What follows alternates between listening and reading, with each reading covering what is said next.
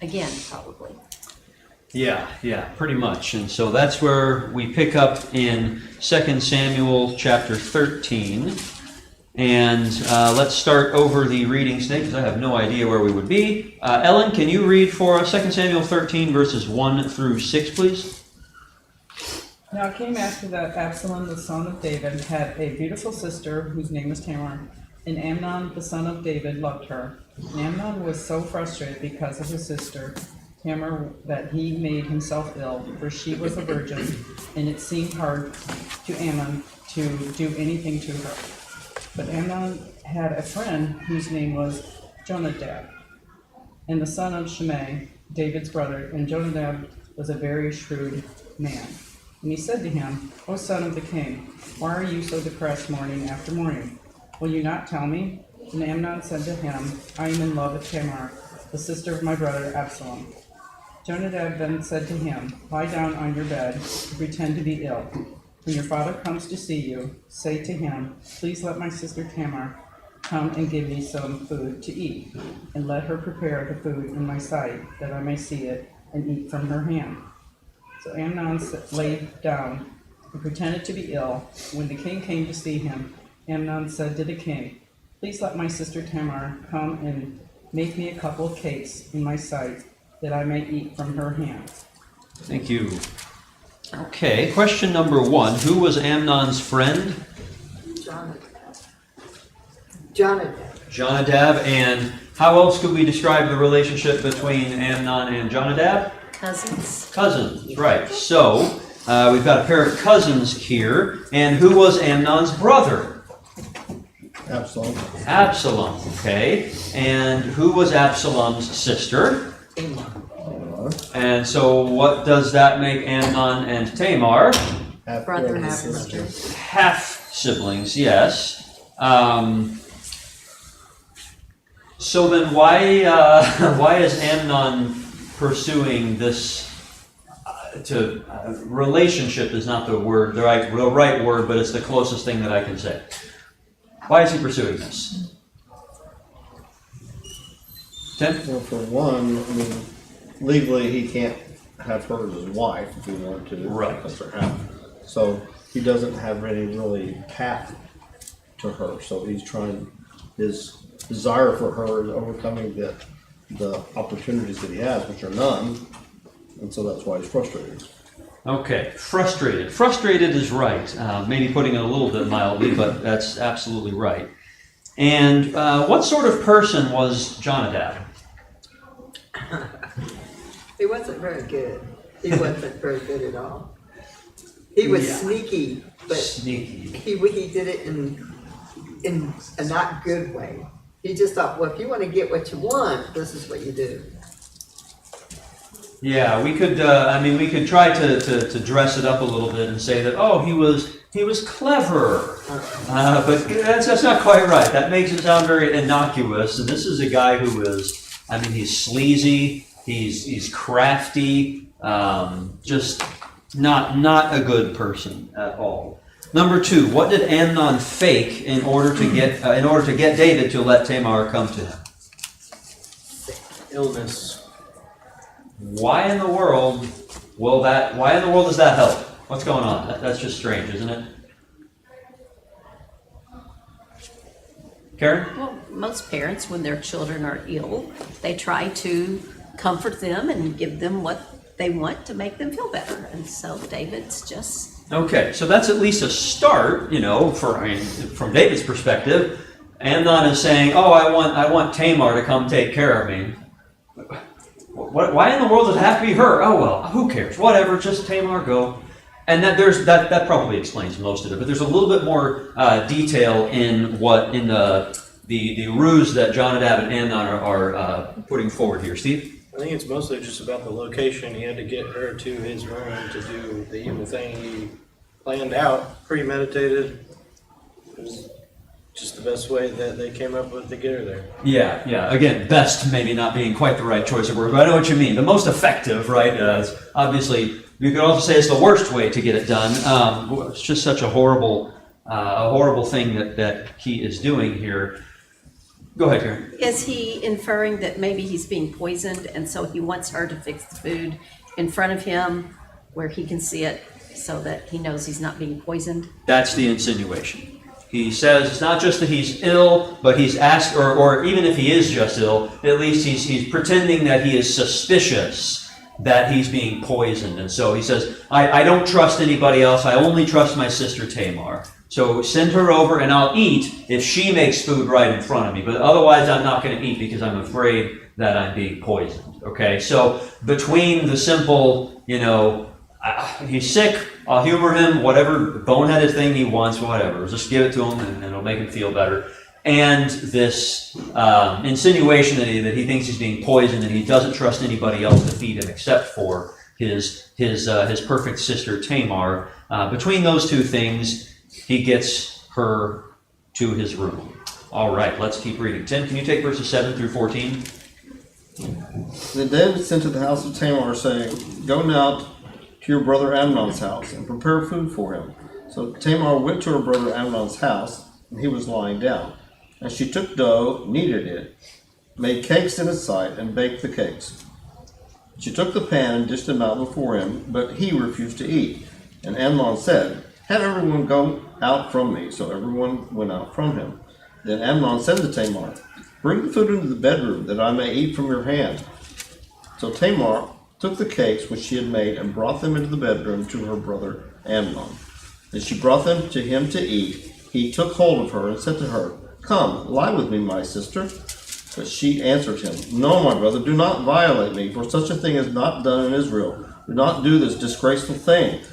For as for me, where can I get rid of my reproach? And as for you, you will be like one of the fools in Israel. Now therefore, please speak to the king, for he will not withhold me from you. However, he would not listen to her, since he was stronger than she, and he violated her and lay with her. Okay. Number 3. What did Amnon order when Tamar brought him the cakes she had baked? Nancy? Well, everybody should leave that was milling around, so to speak, and then he told her to come into the chamber or the bedroom and then take care of it there. Yeah, this just keeps getting creepier and creepier, doesn't it? I mean, even the fact, so we already know what he's after, but pretend you don't have that information and then insert yourself into the story, and it seems like there's enough signs, aren't there, that he's not going in a good direction at all, but everybody just goes along with it, okay? So, what did Tamar think of his, let's say, proposition? She was horrified by it. Yeah, absolutely. Why? Tim? For one, she knows that he's stronger than her. 2, because she's a virgin. She's wearing the clothing that identifies her as that. And then, it won't be good for her or him either. This is not going to turn out well. Okay, this is just she knows that this is a grotesque evil. Go ahead, Karen. She just knows that it's wrong. Yeah. I mean, it's wrong. It's not what they're supposed to be doing. Now, that being the case, why does she say, verse 13, therefore please speak to the king, for he will not withhold me from you? Nancy? Well, it's one of those things where you don't know what David would say, because they had intermarriages at some point between brothers and sisters or half brothers and sisters. So maybe he would have said, go ahead, because you asked. But he may not have said okay at all. That's right. So, I'm sorry, Karen, your hand went up? It was a delay, could have been a delay tactic. Yeah. I think it's probably a little bit of both of those. First of all, anything she can say to get him to stop. Whatever it is, she's trying to give him some kind of hope, even though she doesn't want anything to do with this.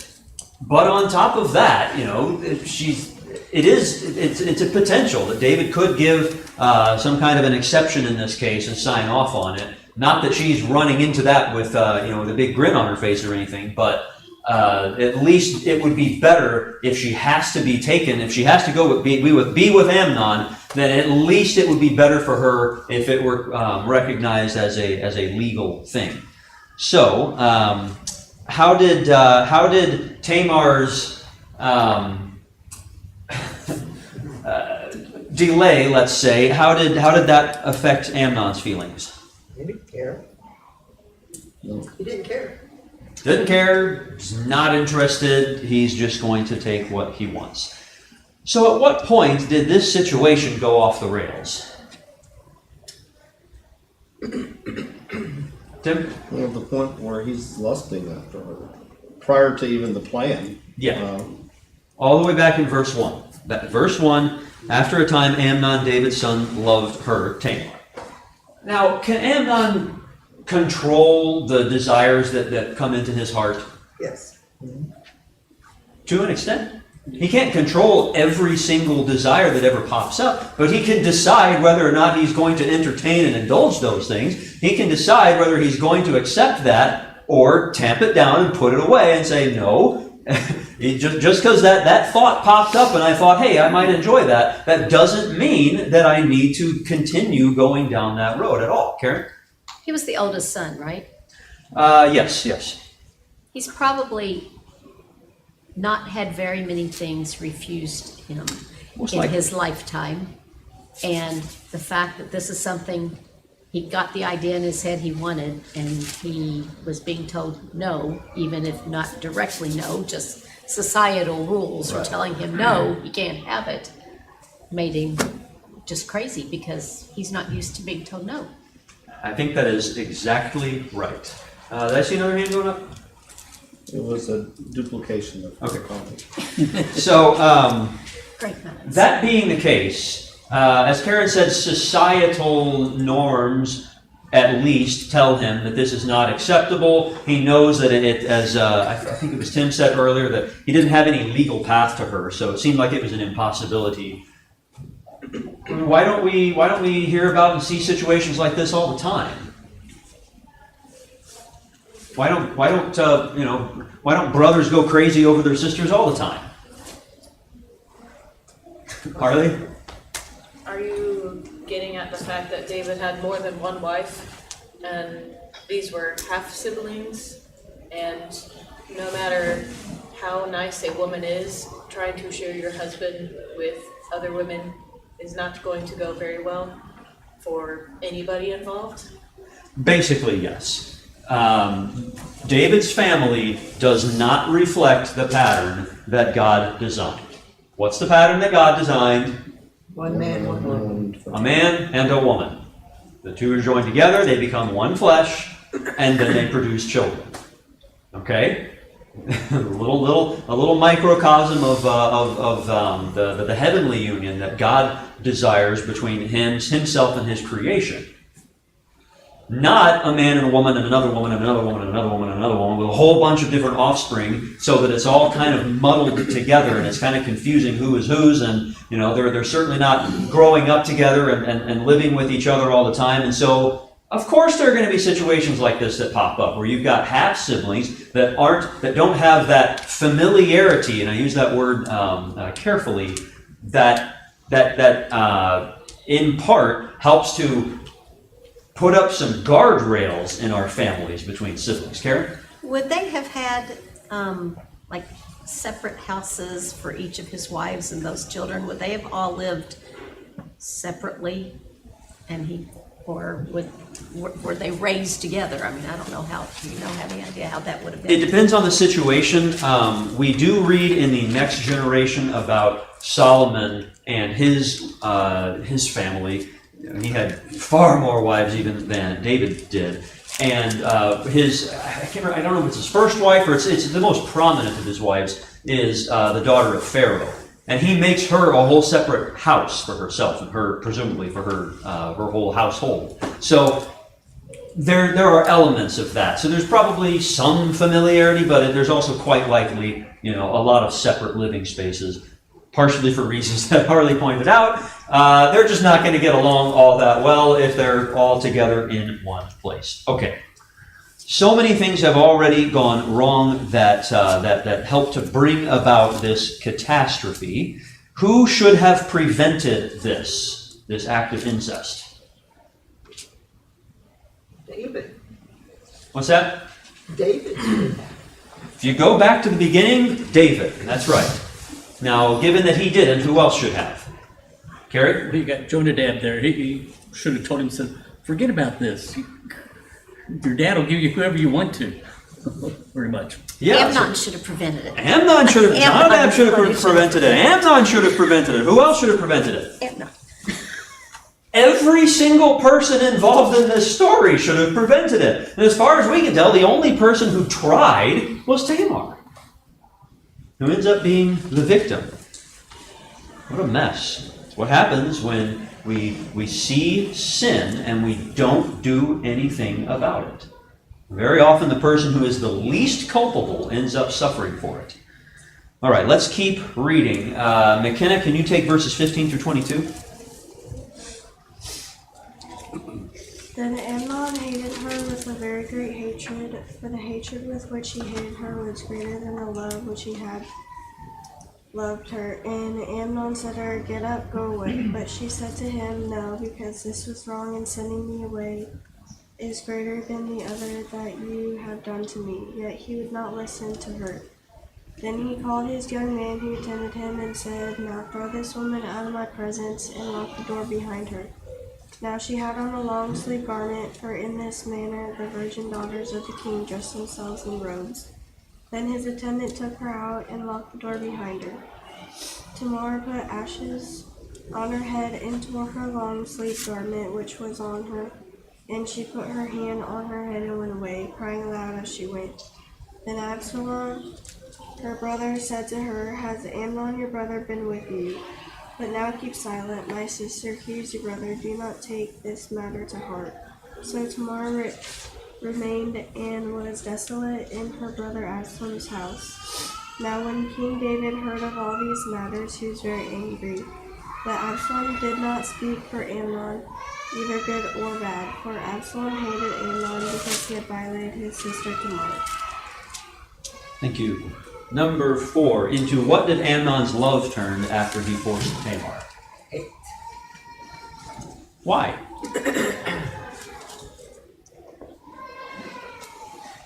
Steve? I would say it wasn't, real love. He just thought she was beautiful and it was lust, and felt bad for what he did probably afterward and regretted it very much. And he still sees her around everywhere and knows, just a constant reminder of what he's done. So he turned to hate. Yeah. Isn't that, I mean, I don't mean to sound sympathetic exactly toward Amnon, but it's sad, isn't it? This guy, it's called love here over and over and over. Obviously, this is not the sort of divine love that puts the other person's interests first, is it? Very far from that. This is nothing but self-serving physical lust. And yet, even that self-serving physical lust is driven in part by, or is driven by the desires that God implanted in us that lead toward the real thing. The desire to build a family and to create and to raise up children. The desire to find genuine love, that is both the erotic element that is selfish, the divine element that is selfless, and the friendly element that is give and take. That's what we're supposed to have in marriage. And Amnon, even his physical lust, is in part, at some level, driving in that direction of good things. And yet, he has so twisted and warped it that he has pointed it in the absolutely wrong direction. And when it doesn't bring him the sort of satisfaction that he wanted, when he knows that it's certainly not going to lead to the sort of loving union and family that he deep down wants, it turns into just absolute, hatred for Tamar, who didn't do anything wrong. It's all his own fault. How did this affect Tamar?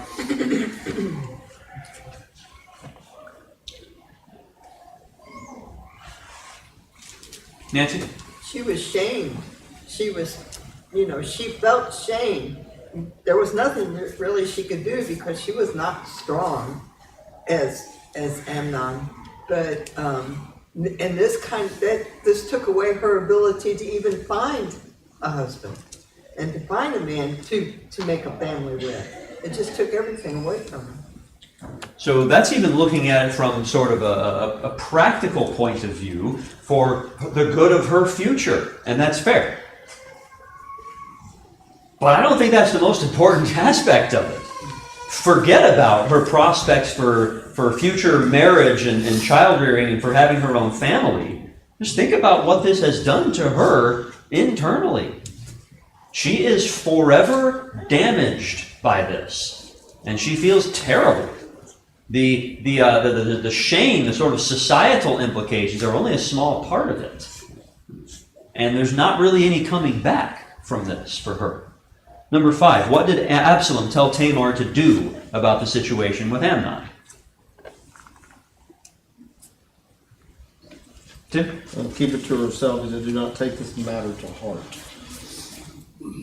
Don't worry about it. What? That's the best he can do? Well, I think the best he can do is you don't worry about it. Let me take care of it. And it's kind of odd that Absalom saw her and said, "Has Amnon, your brother, been with you?" I mean, that's his first, unless he knew where she had gone and where it was coming from. And presumably, one way or another, yeah, there's enough information for him to put this together. But I do kind of wonder whether he had some suspicions even beforehand, in which case we can add him to the list of people who should have done something about this before it went this far. But we don't know. So, there's not a whole lot that he can do. He does his best. He tries to comfort her, but he's biding his time and laying some plans. What did David do about the horrible crime committed by his son? Karen? He got angry and did nothing as far as I can tell, and this is the thing that just blows my mind. Yeah, that's what he did. He got angry. Why didn't he do anything? Steve? He just murdered Uriah and did basically the same thing with Bathsheba. He didn't rape her, but took her pretty much. And I'm sure that still weighed on his mind, and his son probably saw that too and thought he could take what he wanted as well.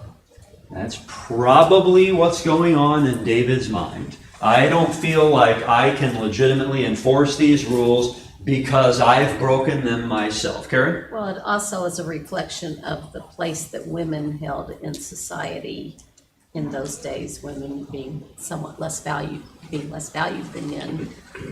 Daughters were not, we don't read that often about daughters, we read about sons, because the sons were the ones who were going to inherit the throne and that sort of thing. So I don't think daughters held quite the same prestige, and so that's part of it. Doesn't make it okay, but that's part of it. They did not hold the same public place as men, which shouldn't be any surprise because men and women were created for different roles. But it's a mistake. I mean, I'm not saying that that's completely wrong. Certainly, there have been times and places in which, and even among the Israelites, where the women generally were not held in as high a regard. Absolutely. However, this is his daughter we're talking about, and the main reason. The reason for a lot of the things that would be considered demeaning toward women is fathers protecting their daughters. Oh, they're not allowed to be seen in public. Yeah, that's right. I don't want my daughter out there among you heathens. I don't want you doing something to her. I'm going to keep her cloistered at home. Oh, the women are supposed to, keep covered up in a way that men don't have to. Yeah, that's right, because I don't want one of you jerks touching my daughter. And so I'm going to do whatever I can to protect her whenever she is out and about. I don't want her to be seen and to, arouse those sorts of desires. So I'm going to make sure that she's covered. That sort of thing. And now David's daughter has been treated in this way. And you would think that his love for his son Amnon and his love for his daughter Tamar would demand that he do something here. Yet he doesn't. Tim. But Amnon's his heir to the throne, right? It Yeah. might look bad to everyone else if he did something. We could say that he is Just try to keep it under wraps. Yeah, we could say that he's the favorite. Usually the firstborn was and is. It's not good, but that's the way that people very often handle it. Okay, so we've got sort of the in his own mind, the removal of his capacity to be the legitimate judge because of his own previous actions.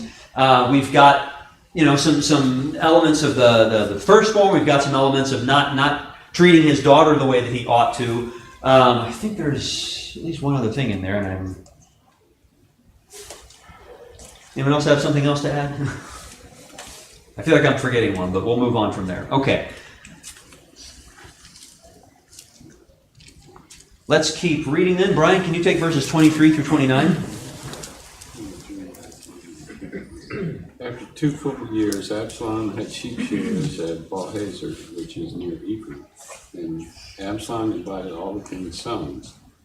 Now Absalom came to the king and said, "Behold, your servant has sheep shearers. Please let the king and his servants go with your servant." But the king said to Absalom, "No, my son, let us not all go, lest we be burdensome to you." He pressed him, but he would not go, but gave him his blessing. And Absalom said, "If not, please let my brother Amnon go with us." And the king said to him, "Why should he go with you?" But Absalom pressed him until he let Amnon and all the king's sons go with him. Then Absalom commanded his servants, "Mark, when Amnon's heart is merry with wine, and when I say to you, strike Amnon, then kill him. Do not fear, I have commanded you. Be courageous and valiant." So the servants of Absalom did to Amnon as Absalom had commanded, and all the king's sons arose, and each mounted his mule and fled. Thank you. Number 6. Excuse me. How long after Amnon forced Tamar did Absalom invite all of David's sons? Yada, yada, yada. 2 years. 2 years. Okay, why did Amnon wait so long? You have to figure out when would be the best time to do it. Okay, so looking for the best opportunity, Karen? Amnon's off his guard. I mean, so much time's passed, he's probably thinking that nothing's ever gonna happen to it. Treat it like everything is fine. That makes it easier to get close and static, basically. Yeah. Steve? He also probably thought David was going to do something about it, and if he took it into his own hands, the king would be mad at him. Yeah. And that brings us to another question about Amnon, or Absalom, rather. His the way that he brings this about. The first thing that he asked was, verse 24: "Your servant has sheep shearers. Please let the king and his servants go with your servant." Now he starts by asking David, and then he ends up by saying, "Well, why don't you at least send Amnon and send your other sons?" It's not clear, and I hesitate to just accuse Absalom of something at this point that he hasn't done clearly yet, but he might have been already entertaining the idea of offing his father because his father is not doing anything about his brother raping his sister. Certainly that's going to be Absalom's attitude in a few years, but we haven't gotten there yet. It's at least a suggestion, but we don't know. Number 7, when were Absalom's servants to kill Amnon? Nancy? When Absalom was merry with wine and said to strike Amnon. Okay, why does he want them to wait until then? Gary? His guard is let down at that point. Drunk guys' reflexes aren't that great, are they? Yeah, so we're not going to take the time to read the next section because we've still got a lot to get through, but number 8, what erroneous information did the servant give David about the events at Absalom's? All the sons were killed. that all of the sons were killed. Okay, they go through a whole bunch of rigmarole there. Of course, David is devastated. He learns that that was actually false. Let's pick up in verse 34. Fletcher, can you take that and read through verse 39? But Absalom fled, and the young man who kept watch lifted up his eyes and looked, and behold, many people were coming from the road behind him, by the side of the mountain. Jonadab said to the king, Behold, the king's sons have come. As your servant said, so it has come about. And as soon as he had finished speaking, behold, the king's sons came and lifted up their voice and wept. The king also and all his servants wept very bitterly. But Absalom fled and went to Talmai, the son of Ammihud, king of Geshur, and David mourned for his son day after day. So Absalom fled and went to Geshur and was there 3 years. And the spirit of the king longed to go out to Absalom because he was comforted about Amnon since he was dead. All right, thank you. Where did Absalom go? His grandfather. Yeah, sure. What's that, Karen? To his grandfather. To his grandfather. How do you know that? My Bible has notes. Okay, so he His goes mother to was the... from there. Say His again? mother was from there. That's right. So if we go back to chapter 3. So this is, let's see, during the period of the, let's say, civil war between David's faction and Ishbosheth's faction. And let's start in verse 2. Sons were born to David at Hebron. His firstborn was Amnon of Ahinoam of Jezreel, and his second Kileab of Abigail, the widow of Nabal of Carmel. Remember both of those. And the third, Absalom, the son of Maacah, the daughter of Talmai, king of Geshur.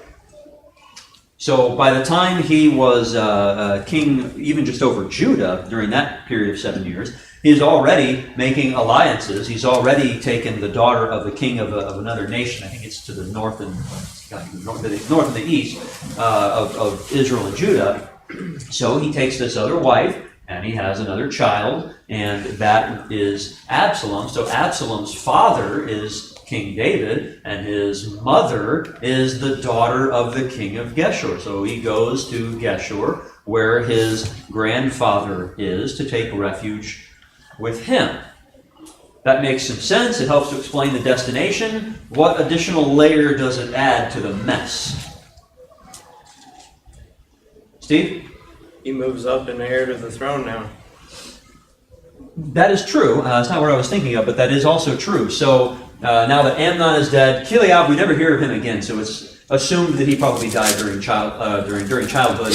And then Absalom is next in line, and yet now he's up, off with his maternal grandfather, and things are a little weird. Harley? He's making covenants with the people of the land. Yeah, I just mean the fact that he has something of an alliance with that Gentile nation, Geshur, and so now that is also going to be somewhat strained considering the circumstances, because now his father-in-law is holding his son to protect him from David, and they're supposed to be allied by the fact that David is married to this guy's daughter. And it seems to be having not quite the opposite effect, but it's not having the intended effect, is it? It's supposed to keep these two nations on good terms and make everybody happy, and instead we've got chaos in David's household that is having international implications. Dan? So this is at least an echo of the situation with David and Saul, and David taking refuge with Philistines. Yes, very much so. Very much so. Let's read on here. Steve, can you take chapter 14, verses 1 through 3? Joab, son of Zeruiah, knew that the king's heart longed for Absalom. So Joab sent someone to Tekoa and had a wise woman brought from there. He said to her, Pretend you are in mourning, dress in mourning clothes, and don't use any cosmetic lotions. Act like a woman who has spent many days grieving for the dead. Then go to the king and speak these words to him. And Joab put the words in her mouth. All right, thank you. Place number 9. Who perceived that David's heart was inclined toward Absalom? Joab. Joab. Who's Joab? Commander of David's army. Say again? Commander of David's army. Commander of David's army and David's, I always mess this up, nephew if I remember right. So there's a lot of inside baseball going on here. Number 10, what was the hometown of the woman who tricked David? Tekoa. Tekoa. Let's read on. Nancy, can you take verses 4 through 7? When the woman of Tekoa came to the king, she fell on her face to the ground and paid homage and said, "Save me, O king." And the king said to her, "What is your trouble?" She answered, "Alas, I am a widow. My husband is dead, and your servant and 2 sons had 2 sons, and they quarreled with one another in the field. There was no one to separate them, and one struck the other and killed him. And now the whole clan has risen against your servant, and they say, 'Give up the man who struck his brother, that we may put him to death for the life of his brother whom he killed.' And so they would destroy the heir also. Thus they would quench my coal that is left, and leave to my husband neither the name nor remnant on the face of the earth." Thank you. What was the point of this ruse?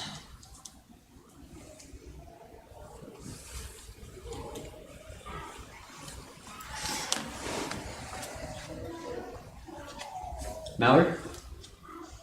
It feels like it's very similar to like when Nathan went and talked to David. Yeah. David needs some wisdom that his son gets. And so, like back with Nathan, present a story that's not entirely true, but it represents things that have occurred in the real world. So just like that parable from Nathan, Joab has constructed this little parable that reflects and represents things from David's own family's recent past. Okay.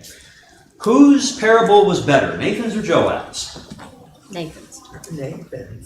Nathan's. What is a key difference between Joab's parable and reality?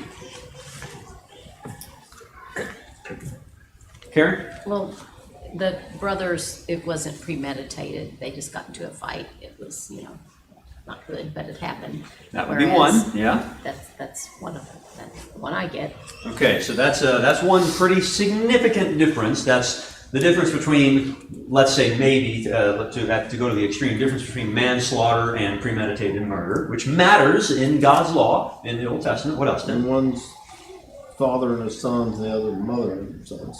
Okay. Yes, I would say that's less important, but that is a difference. What else? Mallory? They, like with Nathan, it talked about exactly what was stolen at the sacrifice. This one, it doesn't really talk about why they're fighting. And so that I think is like a big part of the whole story. Doesn't it? Yeah. And so if there's not a motivating factor to determine who was right and who was wrong, okay, they were fighting. Yeah, we're still not getting to what I would say is probably the biggest one, though. Tim? Well, and extinguished my coal, meaning that it cuts off the lifeline of moving forward, where David was still has other sons. Right? Yeah. The reason that the parable tugs on the heartstrings for David, and it's constructed to do so, is because of God's law for the Israelites about their inheritance and how each clan is supposed to continue, and the land is supposed to pass down from father to son to son to son to son, and on and on and on and on and on. And they go to great lengths to make sure that their family line is not going to be extinguished. And that's what this woman says she is facing. Is David facing that? No. Is he even close to facing that? No. That's a pretty big difference, isn't it? So you've got a parable that's constructed in order to get him to reach a particular conclusion, and it does a great job at doing it. The only problem is it's a complete farce. It's not wisdom in the way that Nathan's parable was. This is foolishness dressed up as wisdom. It's a way to try to get a particular outcome, but it's not the way to get the right outcome. Number 11. What question did David ask the woman and the woman and her story? Nancy? Was Joab's hand in all of this? Yeah, it reminds me of Absalom's question earlier. Did Amnon do something to you? It seems like they both kind of know. Like, you know what? I think I see what's going on here. Let's read. We have to skip a bunch again, but let's pick up and read verses 21 through 24. Ben, you want to take those? And the king said to Joab, "All right, I have granted this thing. Go therefore, bring back the young man Absalom." Then Joab fell to the ground on his face and bowed himself, and thanked the king. And Joab said, "Today your servant knows that I have found favor in your sight, my lord, O king, and that the king has fulfilled the request of his servant." So Joab arose and went to Geshur, and brought Absalom to Jerusalem. And the king said, "Let him return to his own house, but do not let him see my face." So Absalom returned to his own house, but did not see the king's face. Thank you. Number 12. Despite being allowed to return home, what was Absalom still not allowed to do? See David. Doesn't get to go into his presence. Is this a satisfactory conclusion to the whole story? No. Obviously not. Even David doesn't think so, because he says, "Bring him back, but I don't want to see him." What in the world is the point of this? David knows that something needs to be done. He knows that he can't treat Absalom like everything's totally fine, but he won't do anything about it. He won't act. He's doing this ambivalent, vacillating act here, and it's not actually getting anywhere. Justice has not been served. Absalom has not repented. David has not repented. There's no reconciliation here. So he's orchestrated a situation that seems like it's stable for the time being, but really it reminds me of the mentality that I see often today, where some tragedy occurs and then a bunch of people get upset and they look at the politicians and they say, "Do something!" Do something? There's an infinite number of things that you could do, and maybe 3 or 4 of them would be good. But you're just saying, do something. Oh, okay. David has done something, but he didn't do a good thing. He did something, and it made him feel better, just like maybe it makes us feel better when we say do something, and then they do it, but it's not a good thing. What's the point, Tim? Well, and to what extent it's known publicly, probably at least to David's family and his lineage of children, those children have to be thinking, well, I can give out whatever I want to give out. Yeah, this is obviously he's already set some bad precedents in his family, and it's just getting worse. I see your hand as well, Nancy. Well, he never called him in just to talk to him, just to go over everything, what happened. Maybe even why he didn't even do anything to begin with, to let him know. But he needed to talk, but they don't. At the very least, they both need to apologize to each other, and probably some more on top of that. But David's not actually even giving the opportunity for that. Now, for the record, we're not going to read it because we're out of time here, but after another 2 years, Absalom will be allowed into David's presence again, but that's still not enough. And if you doubt that, you just have to look at the next chapter. Absalom's not satisfied. Absalom is plotting to murder his father and take over the throne now. Obviously, this is not going well. There is much worse to come. So, real quick, we've got like a minute left, if that. Number 1, under thinking about the lesson, what do you learn about the consequences of sin from David, Bathsheba, Amnon, and Absalom? Steve? I think specifically for David, you see that his one sin trickled down his ability to be a good king and deliver justice for everybody else and his whole family. As a king, as a father, all of it. Like after that, he was just shook and totally fell apart. The ripples keep spreading so much farther than he ever thought. What he was thinking was, that is an attractive woman and I want her. He was not thinking, I want to destroy my entire family and live the next 20 years of my life in absolute misery as a result. Maybe we should think that when we are entertaining sin. that's where we will wrap up for tonight. Lesson 293 on Sunday. Thank you.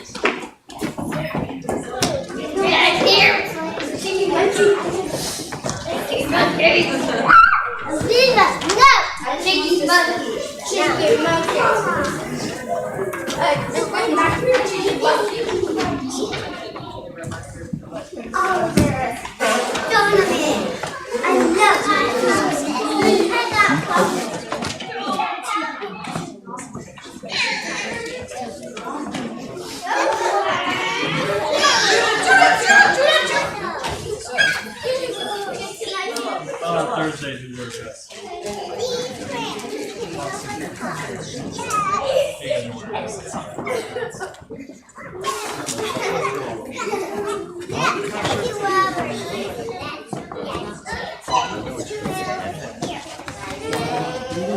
That's it. That's the uniform. Ezra, come sit down.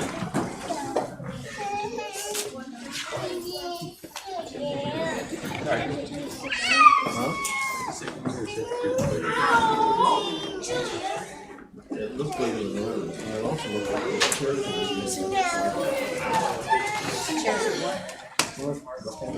Chairs.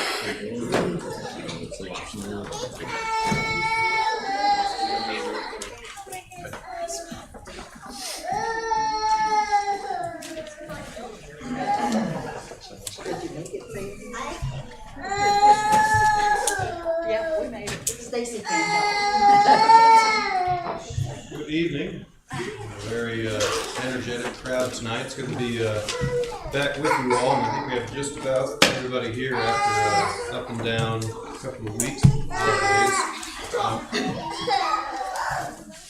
Got a new projection scheme going tonight. So far, it looks pretty promising, but fingers crossed that that holds up. Go ahead and mark 293 if you are inclined. We will be singing that after Dustin's invitation this evening.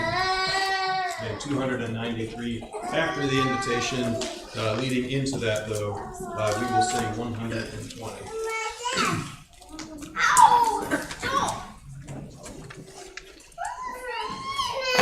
All hail the power of Jesus' name, and angels prostrate fall. Bring forth the royal diadem and crown him Lord of all.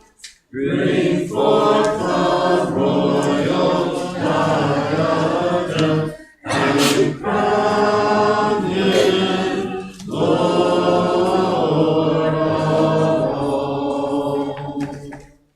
The chosen seed of Israel's race, be ransomed from the fall. Hail him who saved you by his grace, and crown him Lord of all. Hail him who saved you by his grace, and crown him Lord of all.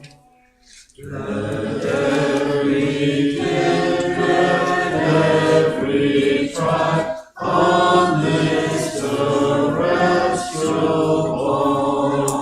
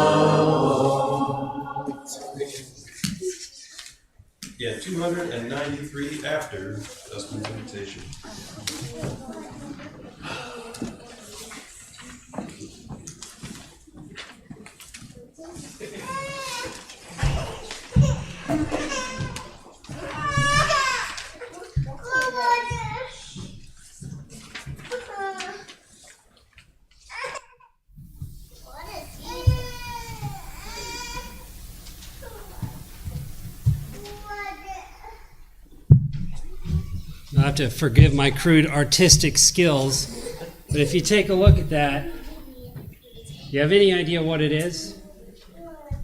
Maybe. This might help a little bit.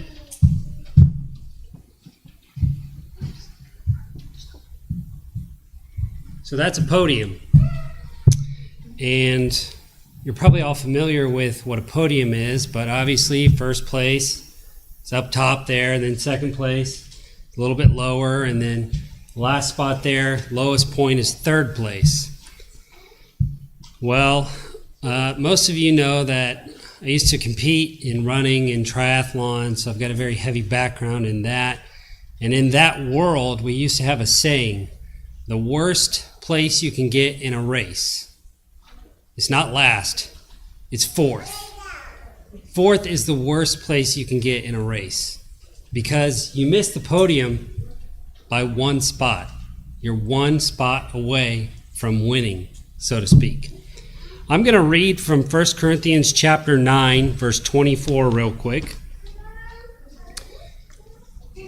Do you not know that in a race all the runners run, but only one receives the prize? So run that you may obtain it. So as we can see here, this analogy of running a race, and there is a winner. And as a Christian, our prize for winning that race is heaven.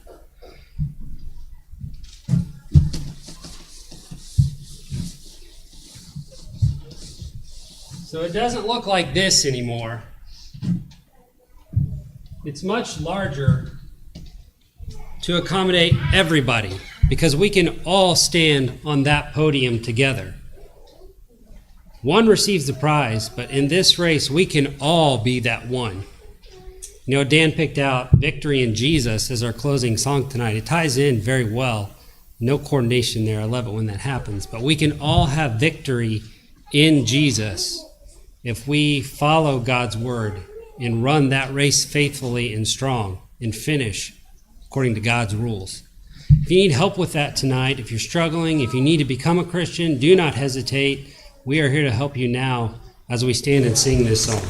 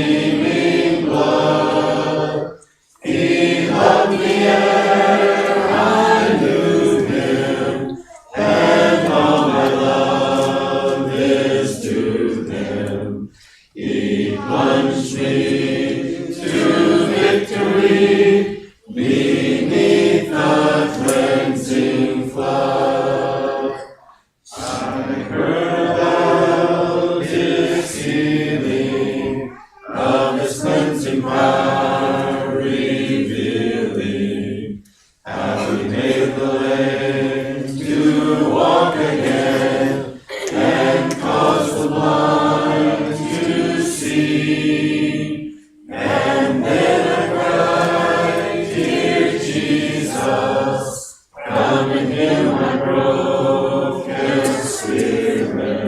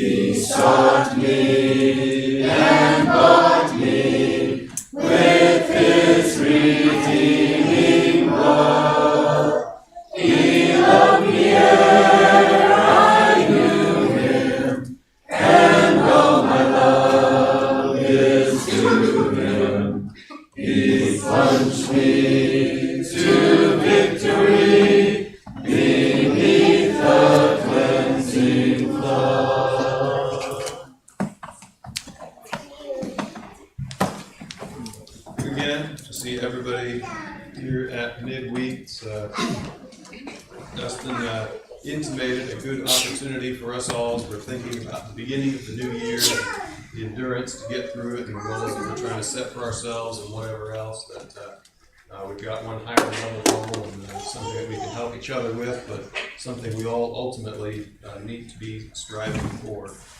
Fletcher is listed for the closing prayer tonight.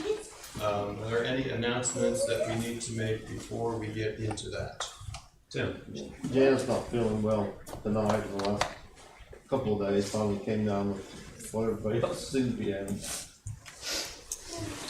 Remember Janet and Denise is in a similar situation as I understand it. Obviously, we started the quarter again. The new material is in the foyer if you haven't already grabbed it. If there is nothing else, let's keep in mind again those sign-up sheets for David Lamar and Dave Dickerson and their transportation needs. Take a look as well at the communion and building cleaning sign-ups for the new year if you haven't seen those already. If there is nothing else, then Fletcher will dismiss us.